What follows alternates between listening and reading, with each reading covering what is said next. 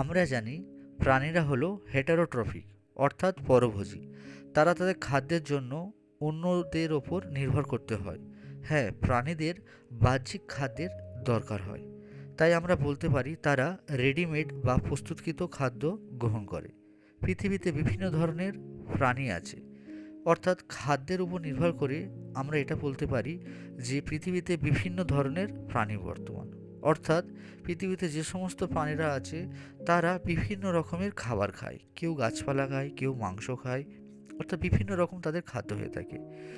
তাই অনেক প্রাণী আছে যারা কেবল শুধু গাছপালা বা উদ্ভিদ ভক্ষণ করে থাকে, অর্থাৎ ঘাস, গাছের পাতা, কাণ্ড, সবুজ অংশ ইত্যাদি তাদের খাদ্য হয়ে থাকে। আবার অনেক প্রাণী আছে যারা তাদের খাদ্য হয় অন্য প্রাণীরা, যেমন বড় মাছ ছোট মাছদের খেয়ে নেয়, আবার পাখিরা পতঙ্গ পোকামাকড় খায়, আবার সাপ ব্যাঙ ধরে খায়, আবার কিছু পোকা আছে যারা মৃতদেহ, তারা মৃতদেহ থেকে তাদের খাদ্য বের করে খায়। কিন্তু যদি আমরা খুব নিখুঁতভাবে দেখি, এই সমস্ত জীব তারা কিন্তু খাদ্যের ব্যাপারে সূর্য থেকে তারা প্রত্যক্ষ বা পরোক্ষ থেকে তারা শক্তি পায়, অর্থাৎ সূর্যই হচ্ছে সমস্ত খাদ্য বা শক্তির উৎস আমরা বলতে পারি।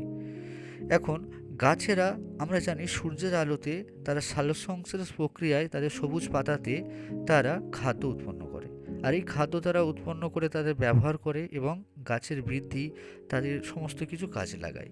এবার আসা যাক এই উদ্ভিদ বা গাছকে কারা খায়, তৃণভোজী প্রাণীরা বা হার্বিভোরাসরা, এবং এছাড়া সরলভূক প্রাণীরাও এই গাছপালা বা শাকসবজি খেয়ে থাকে।